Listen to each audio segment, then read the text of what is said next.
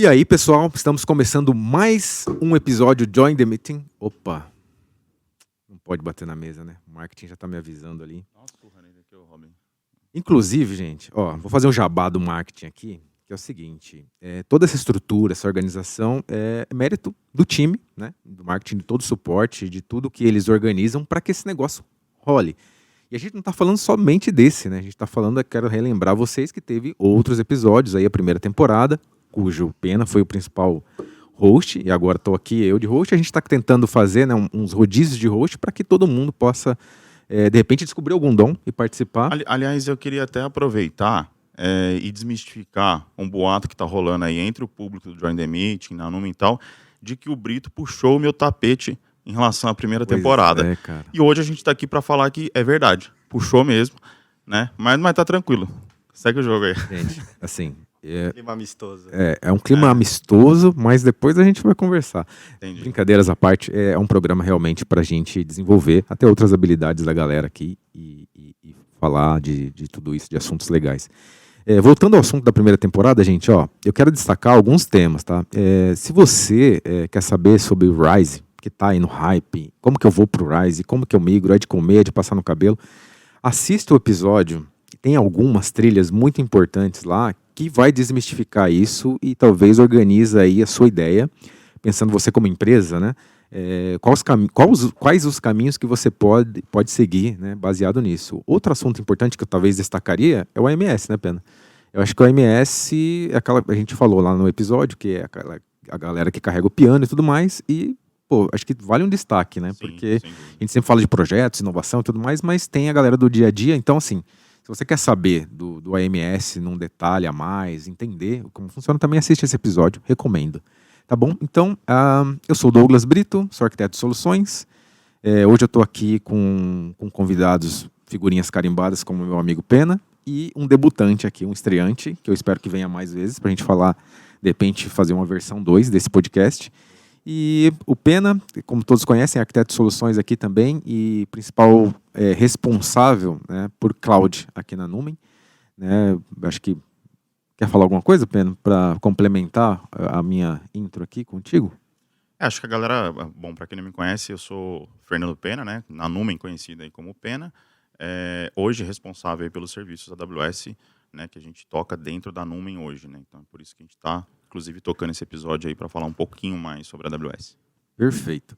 E eu também estou aqui hoje com um convidado especial, né, um parceiro, barra convidado, barra, enfim, amigo aqui, né, que a gente acaba se relacionando e acaba tendo um contato um pouco mais estreito. O Enéas. Bem-vindo, Enéas. Obrigado pela sua disponibilidade para estar aqui. E queria que você contasse um pouco de você, o que você faz, o que você é, de onde você veio, só para a galera entender. Legal, valeu. Obrigado pela introdução. Olá, bom, eu sou... Aliás, eu tenho uma coisa que eu sou obrigado a falar em todas as minhas apresentações.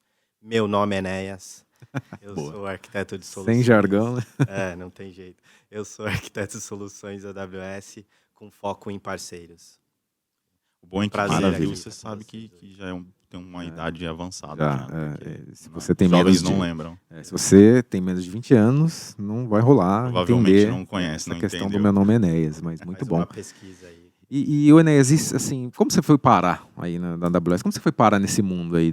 Conta como foi?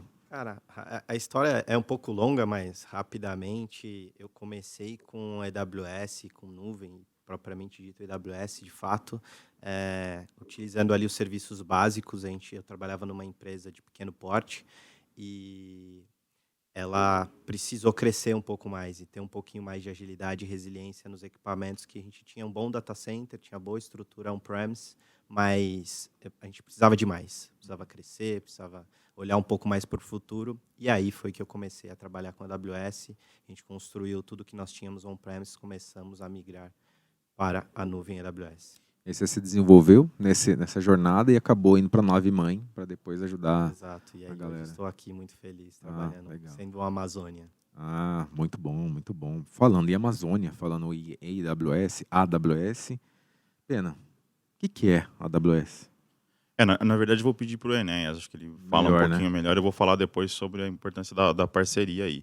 Mas assim, acho que é legal, apesar de assim, para muita gente, às vezes a gente fala no assunto, parece muito comum para a gente, Comum. né? Parece que a gente vai falar é bobeira. Mas eu acho que é legal explicar exatamente o que é a AWS em relação à nuvem, etc., de uma maneira, pelo menos, simplificada aí, para a gente dar a introdução nesse tema de hoje. Dá Né? para fazer um aquecimento naquela história que a gente estava falando aqui Exato. no backstage aqui do funil. Colocar um pano a de gente fundo aí, vem né? detalhando. Então, Enéas, Legal. se você puder ajudar a gente com essa aí. Beleza, eu vou tentar. A AWS nasceu depois de mais de 10 anos de experiência do time que tocava o Amazon.com. E a AWS é o consumo de serviços de computação por uso, né? Pay as you go. Então, você paga por aquilo que você estiver usando. Então, assim, rapidamente, ela nasceu, de fato, depois de mais de 10 anos de experiência do time de infraestrutura da Amazon.com, se transformou na AWS. A Amazon é muito mais conhecida pelo público em geral, né, pelo tamanho que a Amazon é hoje. Com a galera de TI, quando a gente vai falar tecnicamente, com a galera de TI, o pessoal já conhece muito bem a AWS. Sim, hoje é a maior empresa aí, de cloud. Né? Me arrisco a dizer que é. Acho que a gente vai falar mais um pouquinho sobre isso. E aí, falando de AWS, qual é a importância hoje de parceiros como a Numen? Como que a AWS enxerga os parceiros e como ela trata isso dentro do roadmap dela? O parceiro tem um papel muito importante para que a gente consiga atingir bem e atender bem os nossos clientes, né? Então, a AWS vê com os bons olhos e investe, tem uma equipe, aliás, tem diversas equipes, eu sou um pedaço dessa equipe que apoia os parceiros a fazer boas entregas na nuvem, na AWS, então ajudar desde o cliente que não tem conhecimento em AWS ou aquele cliente que já tem. Então, utilizar o ecossistema de parceiros da AWS e a gente incentiva que isso seja feito. E só para a gente conectar até com o próximo tema, assim, a gente faz um lembrete do tema anterior. A gente está falando do que é AWS, Cloud, nuvem, e a gente já conecta com de por quê, né? A Numen escolheu a AWS, mas a Cloud boa, né? Ou nuvem, né? Digamos, é aquela que você nem vê, né? Mas você sente ela funcionando. E até a gente usa isso, a gente estava nos combinados aqui e nas organizações de ideia, é como se fosse uma energia elétrica, né? Assim, acho que se você está usando, você está percebendo. Agora, se você não estiver usando, por exemplo, você está num quarto que não tem ninguém, por que a luz está acesa? Então, assim, é mais ou menos uma analogia aí com um serviço de nuvem, né? Ou uma cloud. E baseado nisso, tem algumas e tem a AWS. Pena, por quê? Que foi estratégico. Por que a Numen escolheu a AWS para fazer essa parceria e para difundir esse modelo para os clientes e parceiros? Boa. Contando um pouco do histórico da Numen em relação à nuvem, e aí a gente tem uma dificuldade de falar nuvem, e se você falar 4 vezes, você vai falar ou só nuvem ou só Numen. Verdade. Vai travar a língua. A gente sempre erra na hora de falar. A Numen é uma empresa, né, para quem já está acostumado a acompanhar, a Numen é uma empresa especializada em SAP, com mais desde 2009 aí no mercado, trabalhando no mercado de SAP. A maneira como nós começamos a trabalhar com cloud foi justamente por conta de migrações SAP para cloud. Né? Então, nós éramos muito passivos em relação à AWS, né? Então nós recebíamos a demanda e aí o nosso time fazia toda essa parte de provisionamento de máquina, subida de servidor e etc. Porém, a gente viu que era benéfico ter essa parceria de fato estabelecida com a AWS por conta de todos os benefícios que a AWS traz para o parceiro hoje, né? Então, assim, igual o Enéas estava falando, eles enxergam com bons olhos os parceiros ajudam a fazer essa entrega. Então, assim, nós precisamos da AWS como parceria, a AWS precisa dos parceiros, né, para poder fazer uma boa entrega, né? Parceiros especializados, etc. E por que a AWS? Né? Tem outras nuvens, tem concorrentes, etc. Porque se você fizer uma pesquisa básica, se você olhar os dados de relatório de cloud hoje, de relatório de segurança, os dados do Gartner, você vai entender que a AWS é hoje a maior empresa de cloud. Tá? Concorre muito próximo com um dos outros players ali, mas a AWS é hoje, assim, tá no quadrante mágico do Gartner como líder em cloud. A quantidade no nosso feeling, né, a quantidade de clientes que a gente atende hoje, que a gente vê se não todos, mas a maioria utiliza a AWS, então tudo isso nos direcionou estrategicamente para trabalhar com a AWS, né, nesse sentido de parceria, afirmar a parceria. E uma surpresa muito boa que a gente teve depois de firmar essa parceria, que a gente viu quanto a AWS trata bem os parceiros. Em eventos, o Enes está aqui hoje no podcast trocando uma ideia com a gente. Tudo que a gente precisa, a gente fala com o Enes, a gente fala com o Emanuel lá, que hoje é nosso PDM. Então, assim, eles sempre nos suportam na entrega, com dúvida, com oportunidade, ajuda a trazer oportunidade para dentro. Então, assim, é uma parceria que funciona muito bem, porque assim, nós acertamos muito bem nessa parceria justamente porque eles acabam ajudando bastante. Quer dizer, foi um parceiro realmente estratégico, né? E até eu acho que vale um gancho aqui, desculpa, pode, Fabrício, não, fica à vontade. Vale um gancho a aproveitar da parceria, que são os programas que a AWS tem e disponibiliza isso para os parceiros. Então, programas que ajudam o parceiro a entregar melhor a necessidade do cliente. Então, programas de auxílio financeiro, programas de auxílio a treinamento, programas de treinamento propriamente dito para o time técnico, para o time comercial. Enfim, acho que vale um gancho aqui que acho que não poderia deixar de passar. Não, eu ia comentar que até pelo fato do nosso DNA, né, Pena, aqui na Numen ser SAP, né, serviços e consultoria SAP, SAP, rola até um desafio, né, de falar assim, ó, temos também aqui uma frente de AWS e a gente pode te ajudar com isso, mas surpreendentemente tem rolado bastante coisas, né, assim, tipo... Exato, e aí é um ponto legal que você falou, porque desde que a gente começou a focar na parceria AWS e tentar alavancar outros serviços AWS além da migração, a gente sentiu uma certa barreira justamente pelo fato da Numen hoje ser reconhecida no mercado como uma empresa especializada SAP.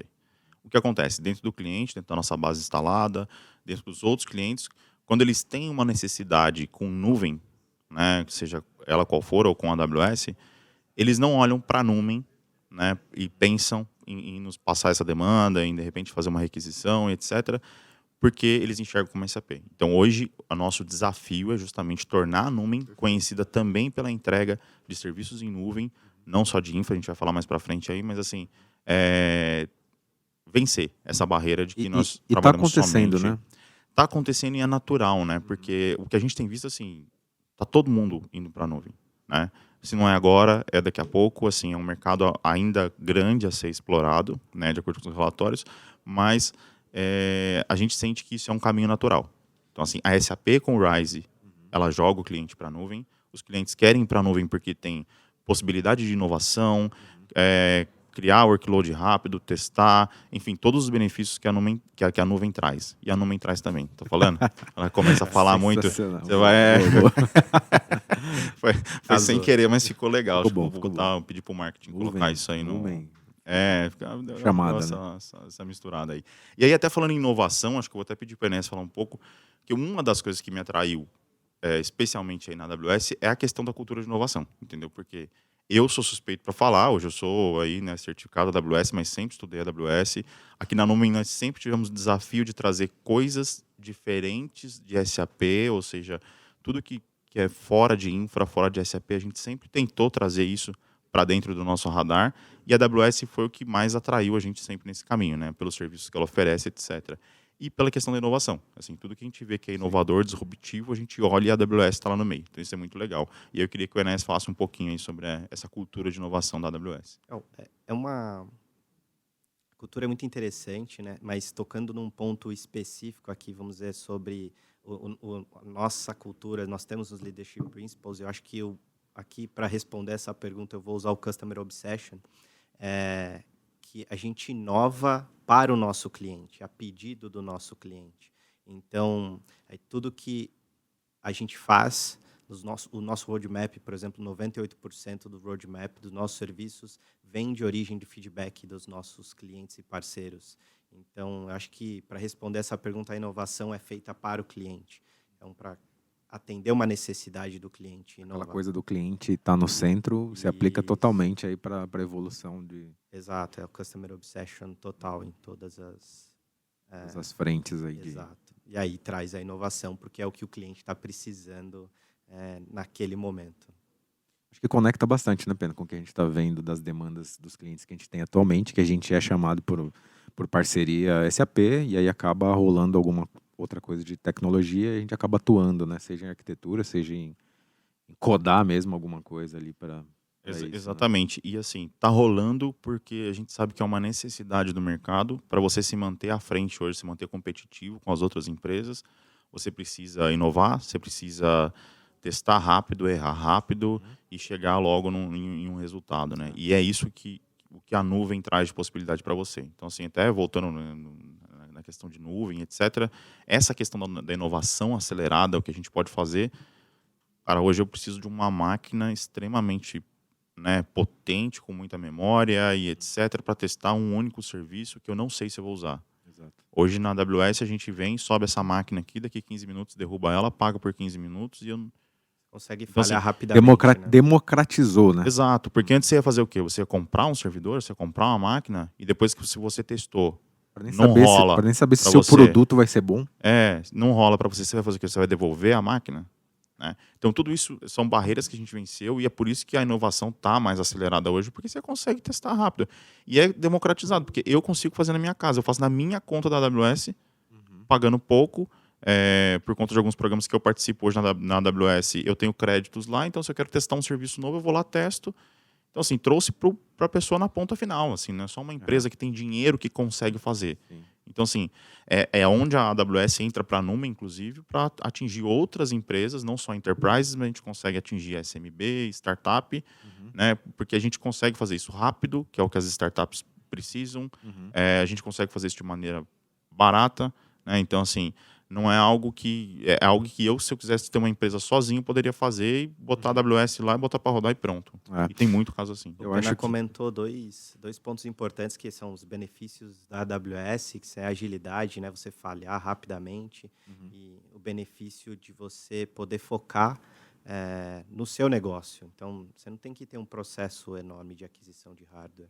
Para administrar servidor e tudo mais. Então, ali você não sabe se aquilo de fato vai dar resultado. Então, são dois benefícios interessantes. E aí, adicionalmente, o pagar por aquilo que você usou, né? Se você usou 15, 20, 30 minutos, você vai pagar por aquilo, 1 hora, enfim, tá? O próximo tema é como está o cenário hoje, mas eu quero colocar aproveitando o que o Pena comentou sobre democratizar e tudo mais, no passado era muito interessante, né? Porque se você fosse criar um produto, a linguagem que você fosse desenvolver, você ia ter que adquirir a licença daquele framework, né? Digamos assim. O banco de dados, vamos adquirir a licença daquele banco de dados, né, e vamos fazer aqui, vamos instalar onde, vamos pagar já a locação de um servidor, ou vamos comprar um servidor. E eu acho que o cenário, né, que isso já é passado, né, e nem é futuro também, né, porque já vivemos aqui. É interessante, né, essa mudança e essa possibilidade do cara que é pequeno não precisar fazer essas ações, né, de comprar, adquirir, de fazer um ativo, né, dele e usar como serviço, né. Acho que conecta com tudo que a gente tá falando do XaaS, né, tipo, tudo cloud, né, tudo terceirizado. Aproveitando o gancho, como que vocês, aí para vocês mesmo, assim, como vocês enxergam o cenário hoje da nuvem, assim, como que vocês enxergam o cenário atual hoje, pensando em cloud, assim, de uma maneira geral? A gente pode até falar, pensando no B2B, aí, organizações, e até no B2C, aí, no cliente da ponta, minha mãe, sua mãe lá que usa, de repente, um app de alguma coisa. Como vocês veem um cenário de cloud, assim, hoje, para vocês? No meu dia a dia com os parceiros AWS, né, que é a minha função como arquiteto de solução para parceiros, eu vejo que cada vez mais os parceiros estão trazendo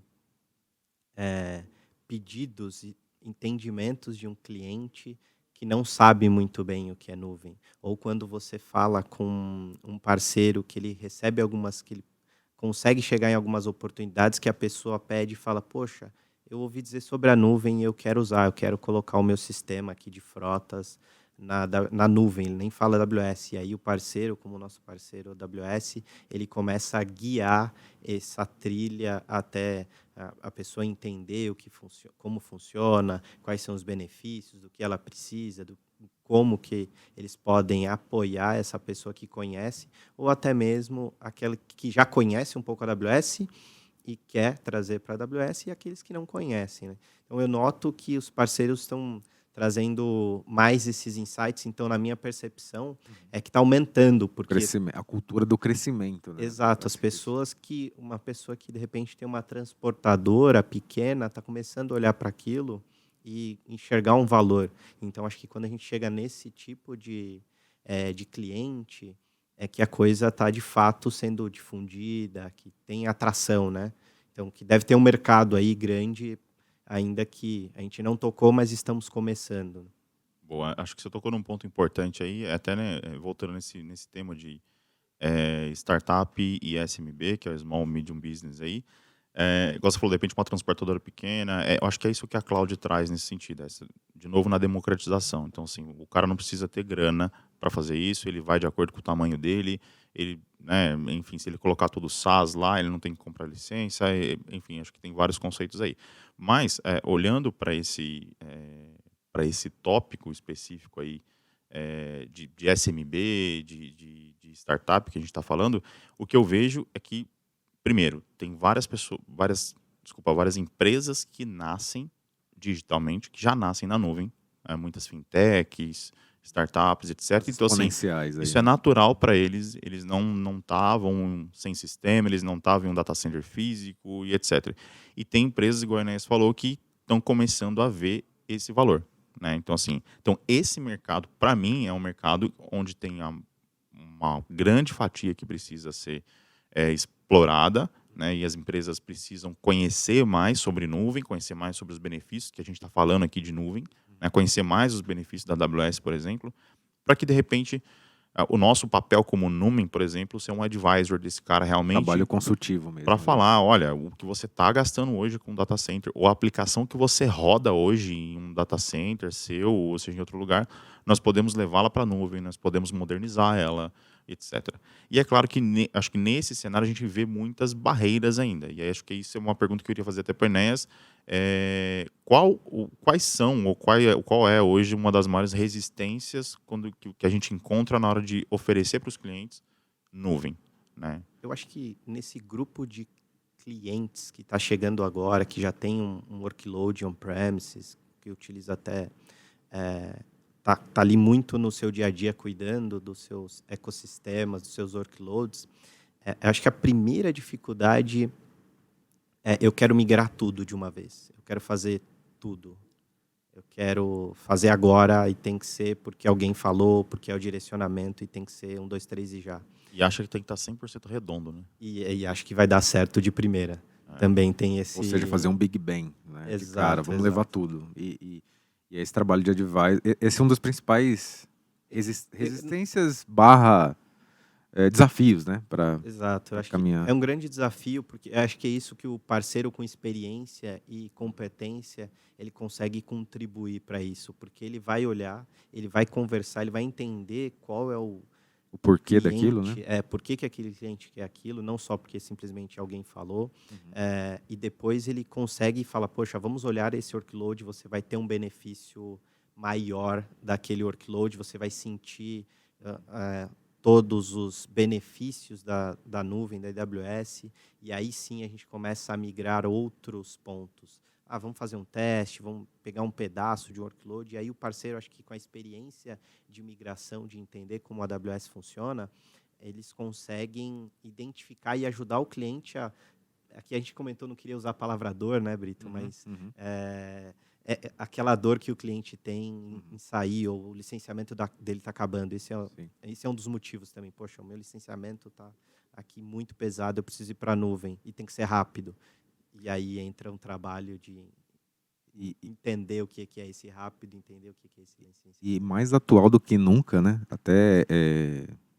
Vocês me corrigem se eu estiver errado, tá? Eu só vou... Já pode corrigir? Já pode corrigir, inclusive. Desculpa, é só dúvida. Não, assim, voltando num tema, por exemplo, o livro Organizações Exponenciais, né? Ele faz acho que uma das melhores analogias, né, sobre empresas lineares, né, que a gente chama das empresas mais clássicas que já existiam versus as exponenciais, e É um livro que já não é tão atual, mas conecta com o que vocês dois estão falando. Vocês até, né, de novo, vamos calibrar, porque eu entendo até que podem ser dores diferentes de empresas lineares que estão começando, né, como o Pena falou, tem os caras exponenciais que já nasceram no digital, já está mais difundido, né, a cultura, e tem o cara dessa organização mais linear que precisa catequizar um pouco por onde eu vou, por onde eu começo. Esse conecta bastante com o nosso mundo, né, Pena, assim, do enterprise ali, né? Ou às vezes o cara comprou, né, uma fintech, acoplou, e aí dali ele parte para uma iniciativa, ou ele cria um labs, né, um hub tech, e ele começa aquela partezinha ser mais exponencial que a empresa que é linear. E eu acho que tem pensando no macro, assim, talvez essas dores também dores, né? Acabam se encaixando, né? Um gancho aí em relação a dores, que ele falou de evitar a palavra e tal. Tem como, né?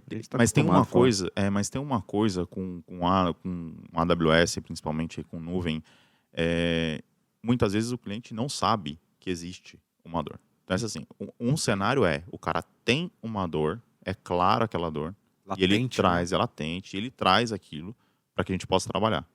Só que o que precisa ser explorado é o que o cliente não está vendo. Exatamente. Que é o que a gente faz aqui, né? com Advisory, com Celonis, com N outras ferramentas que a gente tem. Na AWS a gente tem o Well Architected lá, Tool, um framework que a gente consegue rodar e identificar um cenário do cara.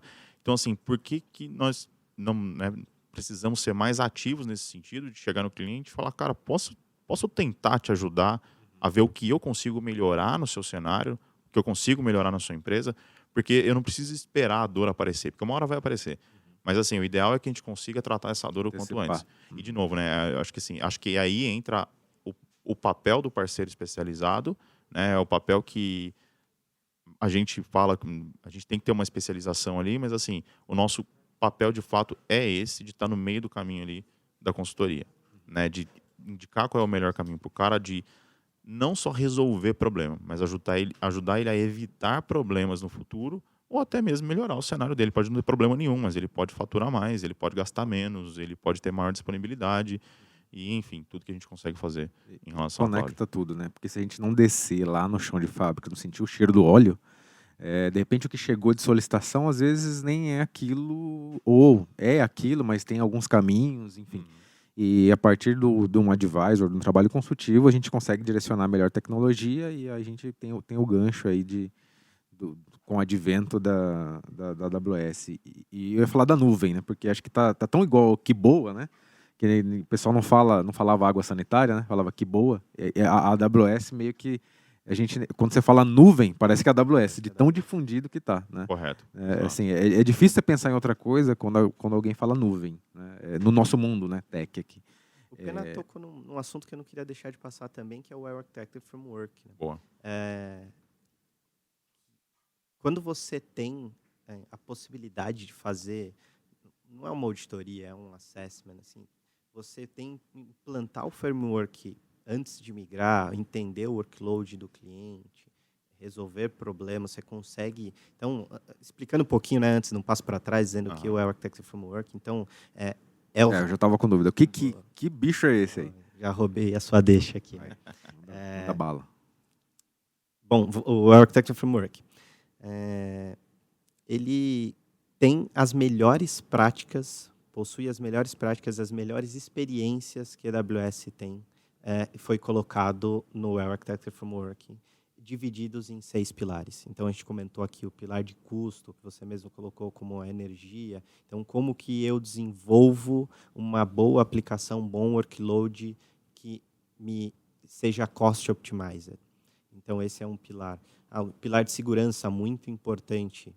Como que eu desenvolvo minhas aplicações, faço bom uso da AWS com segurança. Então, é um bom ponto. Então, tem alguns pilares para guiar o cliente, o parceiro, para fazer uma boa entrega na nuvem, para ter um bom ambiente seguro, cost optimizer, confiável, que é importante também. Enfim, E esse programa, assim, agora leigo mesmo que está aprendendo aqui, esse programa Well Architected, ele se aplica para qualquer momento da jornada? Sim, a gente sempre recomenda que você faça... Vou começar a desenvolver um sistema que vai para a nuvem, faça uma revisão de Well Architected Framework. Porque ali, no dia zero, no day one, você já consegue identificar e melhorar para as próximas etapas. Bom, migrou, você pode fazer novamente. Esses são os casos que você tem a possibilidade de fazer antes. Tudo bem, você tem um cliente que já está na nuvem, acabou de receber esse cliente, está ali trabalhando com ele, já tem uma solução, workloads dele na nuvem, você pode aplicar e identificar possíveis desalinhamentos com as melhores práticas. Então, ele está em todos os momentos e pode auxiliar. Daqui 6 meses, 7 meses, 1 ano, eu posso aplicar novamente uma revisão de Well Architected Framework. Porque você consegue ir cobrindo e sempre marcando as evoluções daquele workload. Então, poxa, eu corrigi aqui alguns problemas já, corrigi algumas dificuldades, adicionei outras, mas você está sempre melhorando aquele ambiente. E aí, imagino que esse framework é até vivo, né? Porque a gente está... A economia muda, a macroeconomia muda, o cliente muda daqui a pouco, e acho que esse framework, imagino que seja um organismo vivo ali que ele vai calibrando conforme os negócios vão se alterando, né? Como melhor ponto. prática, né? Exato. E é o que a Inés falou, porque boa prática, principalmente do parceiro, nós como parceiros, nós temos sempre que rodar ele em vários momentos, inclusive. Assim. É na hora de começar a arquitetura para saber se o que eu estou desenhando para aquele cliente está seguindo todas as boas práticas que a AWS coloca, né? E depois, antes de entregar, para realmente conferir se tudo aquilo que eu estou entregando para o cliente, eu tenho confiança de que realmente está ok, e quem me garante isso é a ferramenta da AWS. Então, a gente tem esse respaldo, né? Assim como a gente tem respaldo, inclusive, da parceria, porque a gente pode, na hora de desenhar uma arquitetura, eu chamar o Enéas e falar: Enéas, me ajuda a validar isso aqui para que eu não esteja entregando nada errado, né? Então, acho que isso são coisas complementares. E aí, acho que tem pontos, você falou assim, as coisas mudam, né? É um organismo vivo. E tem pontos ali dentro, o pilar de segurança, por exemplo, que é um deles, muda demais. Você vê cenários de segurança, problemas de segurança a todo momento no mercado. Então, assim, é algo que você tem que estar atento, é algo que você tem que validar. E aí até quero aproveitar o gancho e perguntar para o Enéas em relação à segurança, porque isso sempre foi um dos pontos de resistência lá atrás, onde os clientes falam: mas eu não tenho confiança de deixar meu dado na nuvem, eu não sei... Como diria nossa poeta, está na nuvem. Que nuvem? Né? Ficava com o pé atrás, né? Então, como funciona esse modelo de segurança hoje dentro da AWS, né? O modelo de segurança ele é dividido em 2 momentos. O primeiro dele é o que você coloca na nuvem, é de responsabilidade. Por exemplo, os seus dados é de responsabilidade do cliente ou do parceiro que está administrando aquele ambiente. O que está por baixo da nuvem, vamos dizer assim, né? Então, vamos pegar um serviço em que a AWS toma conta de sistemas operacionais, discos, data center, enfim, isso é de responsabilidade da AWS. Se você usa um sistema gerenciado, essa camada de gerenciamento pode ser menor, ou seja, uma aplicação de patch, por exemplo, se você usa um Lambda, né, que é a nossa função, nosso serviço de função, a sua responsabilidade é manter que aquele código não tenha vulnerabilidade. Então, dali para baixo, então, onde está rodando a aplicação de patch daqueles equipamentos que entregam Lambda, é de responsabilidade da AWS. Então, é só para dar um exemplo da diferença. Agora, se você pôs um dado num serviço nosso, S3, Storage Object, a responsabilidade de você criptografar aquele dado, não dar permissão para quem não precisa, continua sendo do cliente. Dali para baixo, onde aquele dado vai estar, update de firmware, de responsabilidade da AWS. Então, só para ou seja, um você pouco pode mais. ter o melhor servidor do mundo, mais seguro do mundo, se você compartilhar a sua senha de administrador no GitHub, você quebrou aquilo lá. Ou senão você está usando um single sign-on de uma maneira equivocada. Exato. De novo, assim, você não seguiu as boas práticas que você tem que seguir na hora de entregar um projeto. Aí é onde entra, de novo, o papel do parceiro. Porque, assim, a nuvem, ela é excelente, ela é o caminho, ela é o futuro. O parceiro entra onde? De novo, no meio do caminho, fazendo advisory e a implementação correta com boas práticas. Então, se a gente tem esse tipo de especialização, é onde a gente consegue garantir para o cliente que ele não vai estar com problema de segurança, com respaldo da AWS, seguindo as boas práticas e etc. E nos outros pilares também, né? O parceiro vai garantir que esse cliente não está gastando demais, que ele realmente está usando a máquina que ele precisa, que ele está usando os serviços que ele precisa, sem estar, igual você comentou lá no começo, não está deixando um quarto com a luz acesa se não tem ninguém usando. Tá dando uma moral pra mim? Tô. Ele Só tava agora, certo, ele tava aproveita certo. aí. E tem um pilar da AWS, de maneira geral, que me chama muita atenção, que é a questão de custo. Porque isso é algo que traz até surpresa pra gente, que assim, a AWS briga para que o cliente dela gaste menos. Então isso parece um Até com ela, né? contrassenso. Com Até ela, com ela. não, com ela. Ela, para nós parceiros, é uma cobrança que eles fazem para que nós possamos desenhar uma arquitetura que seja com custo otimizado para o cliente, para que ele gaste menos possível. Luz E acesa. isso é sempre É revisado. luz acesa desnecessária. Né? A Numen, inclusive, além de parceiro, é cliente da AWS. Nós temos hoje o nosso Demo 21, nós temos alguns workloads nossos rodando na AWS. A AWS liga para a gente a cada 3 meses. Cara, vamos trocar sua máquina? Porque eu tenho uma máquina melhor para você, que você vai gastar menos e você vai poder aproveitar mais. Então essa é usar uma o recurso preocupação. da maneira exato. correta, né? Então isso vai gerar otimização de custo, que é um bom pilar do Well Architected Framework. Exato. E a gente poderia gastar horas aqui falando sobre todos os pilares, né? Mas assim, eu acho que esses são os pontos que chamam a atenção e que de repente são... Eu só fiquei numa dúvida. Esse programa, por exemplo, se eu quiser, estou criando uma startup, Brito e Penas Corporation, ele se aplica também? Tipo, pra quem está começando... O Décio, é mentira, a gente não está montando brincadeira. nada, tá tudo... Só Tá em simulação. casa, que é só brincadeirinha. Então, assim, se aplica também para um cara que está lá, embrião, ideation, validando a ideia, desde o cara que já roda? Ou fala, não tem nem como a gente começar aí.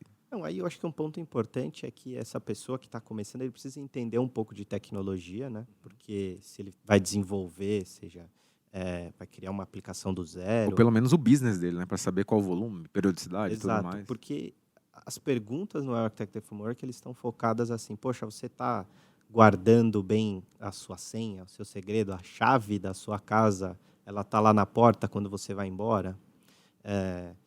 Tá, não tá? Beleza, quando eu preciso da chave, onde é que eu procuro essa chave? Então, quem tem acesso a chegar até essa chave? Quem pode abrir a porta ou não? Então, e tem algumas perguntas técnicas, tem perguntas de negócio, para entender como é que você, se tiver um problema com o seu ambiente, qual é a atividade que você vai fazer. Então, ela se aplica para essas pessoas que estão começando, sim, até um melhor momento, por sinal, né? porque você está começando do zero. Então, o que é você começar de qualquer maneira ou começar com um guia embaixo do braço? E acessível, né? Porque imagina o cara que está começando o Pena Brito Corporation, mentira, está começando ali e não tem grana. E aí, né? Como que ele vai fazer? Como que ele vai chamar esse serviço, essa ajuda, né? Se ele não tem nem faturamento, né? Ele está numa ideia. Né? Ele, fazendo uma pesquisa, a AWS é o Architecture Framework, ele consegue já ter uma noção do que a gente está dizendo aqui. Legal.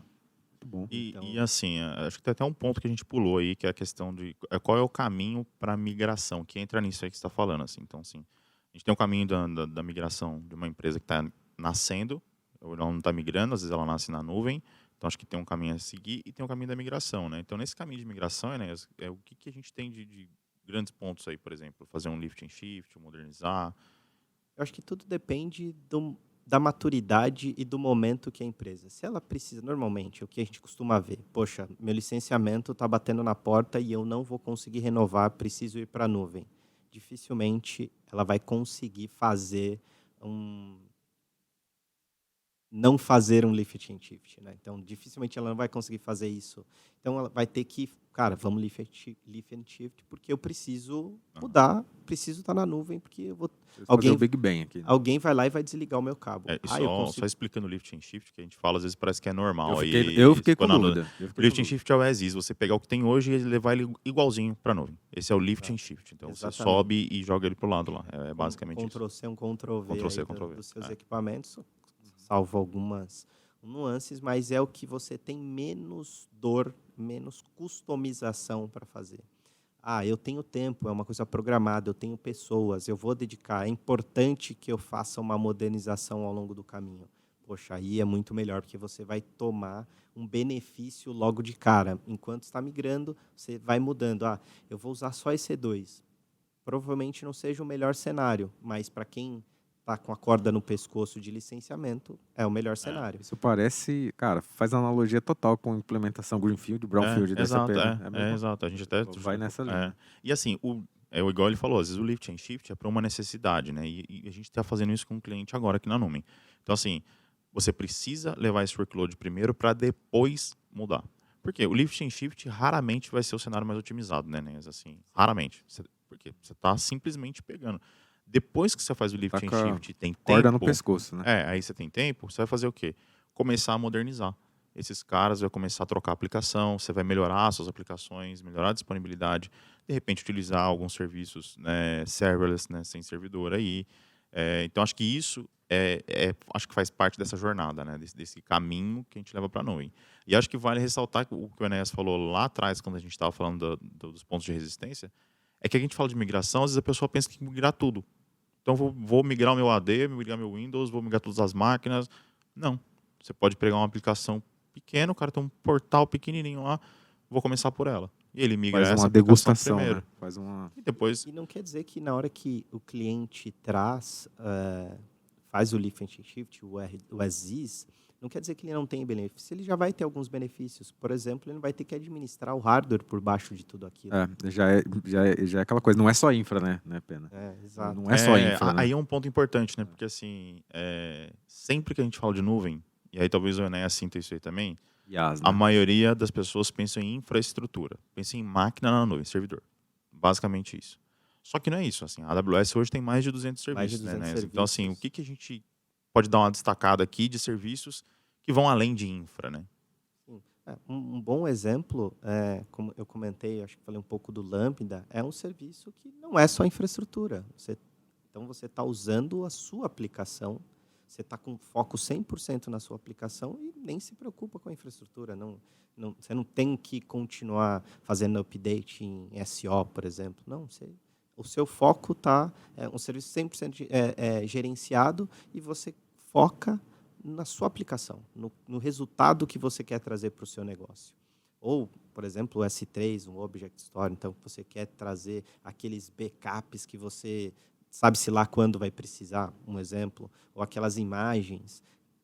Preocupação também, serviço gerenciado. Você não vai se preocupar, enfim, backup, serviço de backup, você ter backup na AWS. Então, estou trazendo alguns arquivos para a AWS e eu quero ter backup. Isso você pode utilizar serviços gerenciados para isso e não é só infraestrutura.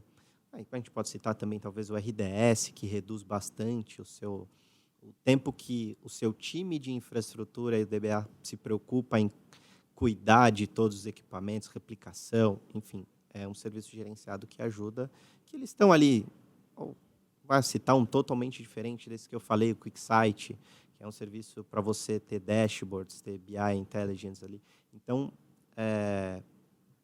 são vários serviços, eu poderia até ficar aqui os 200, talvez eu não conheça todos, mais de 200 serviços, mas não é só infraestrutura. Então, você tem Acho que talvez começa, né? Num caso que está muito latente, mas... Vai muito de encontro hoje com as arquiteturas de desenvolvimento modernas. Então, assim, o que isso quer dizer? Utilização de microserviços, você não ter todos os ovos na mesma cesta, entendeu? Então, assim, se você tem os seus serviços utilizando várias aplicações Lambda, um Step Function, se você está tudo rodando ali, de repente, em container, está tudo separado, né? Cada função faz uma coisa. Quando uma parte falhar, falha uma parte, não falha seu sistema inteiro, entendeu? Então, assim, você consegue usar isso, porque isso é uma boa prática de desenvolvimento moderno, uma arquitetura de software, nesse caso, que você precisa utilizar, né? Então, acho que isso vem de encontro justamente, assim, com tudo isso que a gente tem feito de acelerar, fazer deploy rápido, chegar na nuvem rápido, conseguir botar uma aplicação no ar, se quebrar, vai quebrar e voltar ao ar muito rápido. Então, assim, acho que são pontos que a gente precisa olhar e isso tudo roda fora só do somente infra, né? Algo que para a gente é transparente.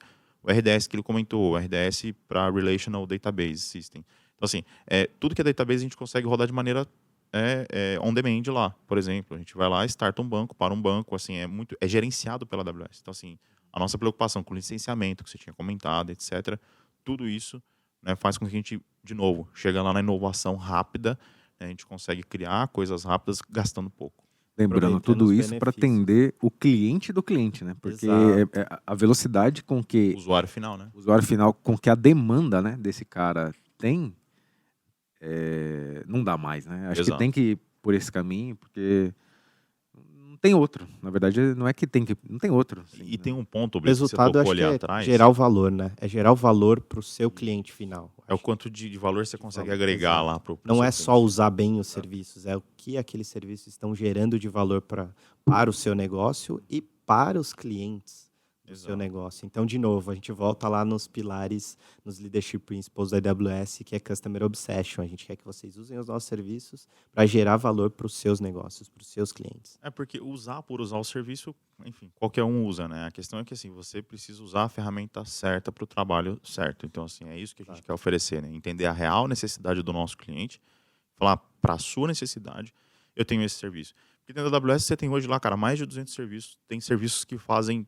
coisas similares, só que para cada cliente é melhor um demand, é melhor uma máquina reservada, é melhor um serverless. Depende. Essa palavra é comum entre arquitetura. Mas depende do cenário, depende da necessidade, cara. Então, assim, é melhor serverless? É melhor, né, subir uma máquina? Não sei. Vai depender da necessidade, do quanto... Fazer uma análise do workload. Isso. E seguir as E boas práticas. E lá. aqui você tocou em algumas coisas que a gente não tocou muito, que não existe só o on-demand, né? Você pode Correto. melhorar ainda mais o custo do on-demand, aí com spot instance, reservar, ou seja, você tem um comprometimento que você vai usar aquele... Planejar, né? Isso, planejamento. E aí eu acho que tudo isso entra um pouco na modernização também da arquitetura. Correto. E aí, na questão do custo, tem até um ponto que o Brito tinha falado lá atrás, né? Como que empresas pequenas começam hoje, preciso de um custo, etc. Tem um ponto que acho que a gente nem tinha colocado na pauta, mas que assim, a AWS hoje, ela é muito fair nesse sentido, inclusive com o parceiro, porque ela tem os programas de benefício com o parceiro, por exemplo, de funding com a gente hoje, de crédito, para cada cenário. Eu não vou chutar números aqui para não errar, mas assim, para cada cenário, para uma migração de workload Windows, a AWS fornece alguns fundings. Para migração de SAP, fornece outro tipo de funding. Isso ajuda tanto o parceiro quanto empresas a, de repente, cara, ele vai poder utilizar da nuvem ali 3 meses sem pagar, 6 meses sem pagar, porque é isso que ele precisa. Ele precisa Validar, desse né? Até no start, período ele de não tem essa validação. grana, ele precisa desse start para começar, e isso vai fazer com que acelere o cara. Então, assim, de novo, são programas de parceria com a AWS que a AWS traz para a gente trabalha da melhor maneira com o cliente para chegar lá, entendeu? Tá claro, ficou claro, assim, a questão de o não ter custo no início, sensacional. Exato. Achei muito, muito atraente. Né, Além isso. do free tier também, né? Não é? O cliente Além do pode free começar tier, também boa. com free tier, com uma boa seleção de serviços, entender bem os serviços. Ele pode ali, por algum tempo, utilizar o free tier para ter um gosto e os benefícios da AWS. Mesmo depois do free tier, né, Enéas, o que o cliente começa a gastar no começo é muito pouco, assim, né, dependendo do tamanho da empresa dele, do Bem que ele está rodando de arquitetado. workload. Então, Um roadmap ali de utilização na jornada, né, de escalabilidade. Isso é uma maratona, né? Seja para aquele que está começando ou para aquele que já tem um workload na nuvem, na AWS, é sempre uma maratona. Você vai ajeitando alguns, utilizando um benefício aqui, utilizando outro, um serviço mais gerenciado ou menos, e aí vai depender do workload, né? Eu acho que o último ponto para a gente colocar aí, né, nessa questão da pauta são as certificações AWS, né, tanto para as pessoas quanto para os parceiros, né, ver como isso funciona. Hoje eu sou certificado, o Enéas é certificado, Eu o não Brito sou não é. certificado. Então, assim, Eu acho valeu, que ele não Brito, podia estar obrigado. aqui, né? Eu acho que ele não só podia estar aqui hoje. Tá errado. Mas como a AWS enxerga isso hoje, né? Assim, o peso da certificação? Eu acho que eu diria um pouco a AWS, não só a AWS, mas o mercado de trabalho enxerga, isso falando de pessoas, né? Enxerga o mercado de trabalho com ótimos olhos quem tem certificação. Porque aí comprova, ou pelo menos diz que aquela pessoa se dedicou e entendeu os benefícios, seja de... Já é um filtro, né? Isso, já pode ser um filtro. Esse é um ponto, viu? Às vezes a certificação em si é legal, show. Mas se o empregador ou qualquer outro parceiro vê que o cara tem certificação, cara, no mínimo, ele se dedicou para alguma coisa. E se ele se dedicou para alguma coisa, ele pode se dedicar para outras, né? Assim, ninguém deu aquela certificação para ele.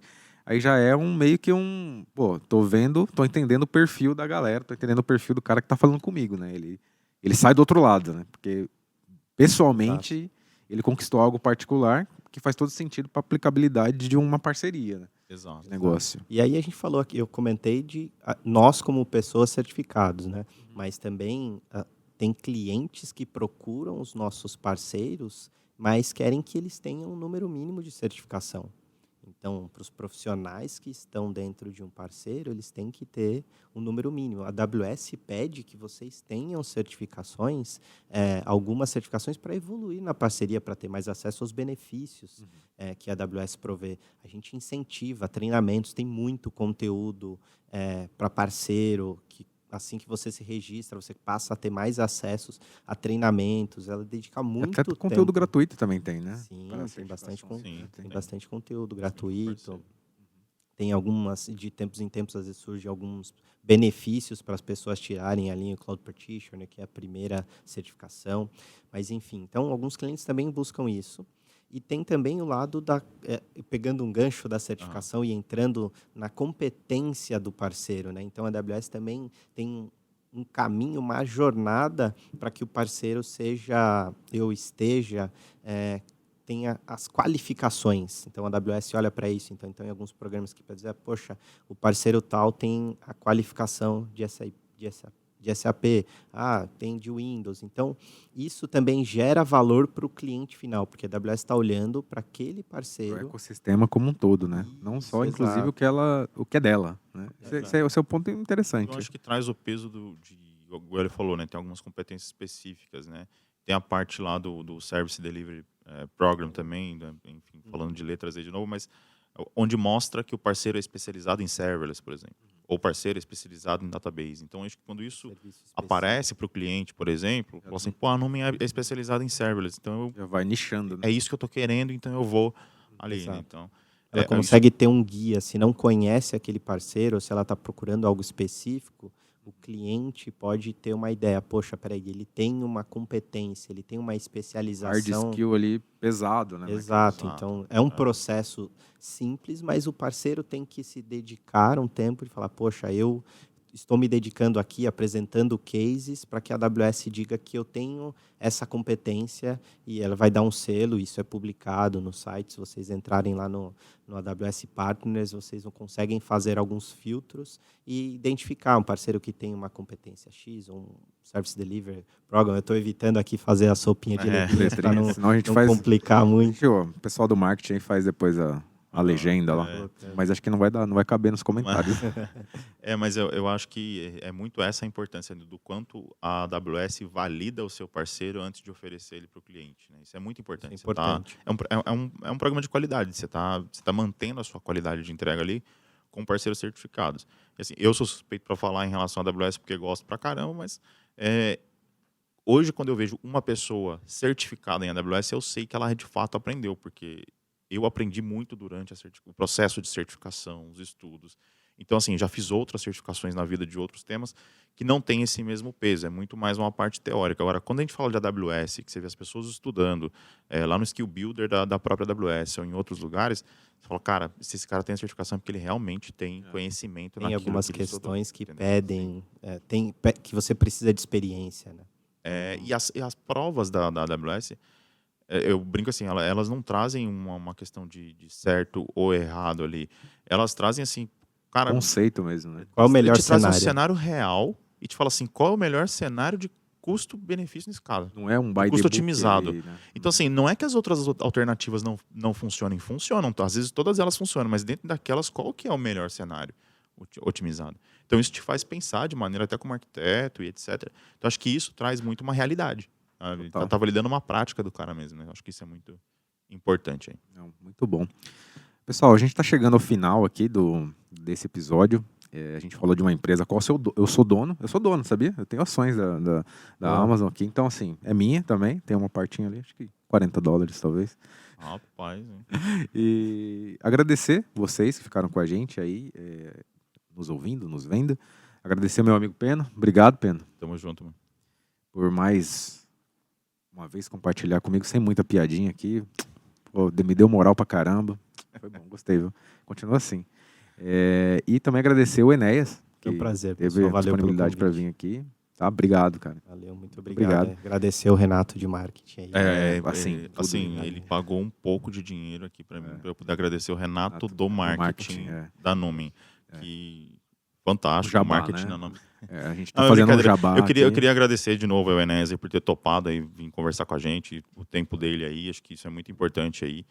De novo, como eu falei, acho que a AWS trata muito bem seus parceiros, assim, todos os eventos que a gente vai, a disponibilidade que eles têm com a gente, então assim, acho que essa sentindo você meio apaixonado, inclusive. Funciona muito legal. Eu sou, cara, por nuvem, cara, por AWS, etc.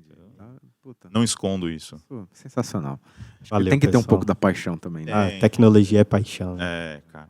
Ontem foi o dia do profissional de TI. Verdade, cara. Parabéns pra vocês, cara. Pastel de queijo ou de frango, né? Aquela coisa. Gente, obrigado pela audiência de vocês e nos vemos no próximo episódio. Tchau. Valeu, pessoal. Valeu.